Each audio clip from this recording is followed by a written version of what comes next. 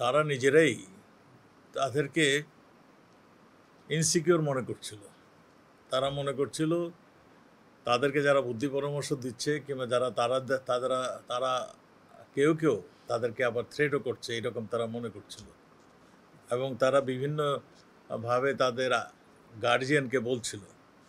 তো সেই জন্যই আমরা মনে করি তাদের সিকিউরিটির জন্যই মানে তাদেরকে এটা জিজ্ঞাসাবাদ দরকার যে কারা তোমাকে থ্রেট দিচ্ছে, কারা তোমাকে মানে এইভাবে তোমাদেরকে ধমকাচ্ছে, সেটা জানার জন্যই, তার জিজ্ঞাসাবাদের জন্যই দুই একজনকে মানে তারকে ডেকে নেওয়া হয়েছে। এবং জিজ্ঞাসাবাদ শেষে আমরা তার নেক্সট ব্যবস্থা আমরা গ্রহণ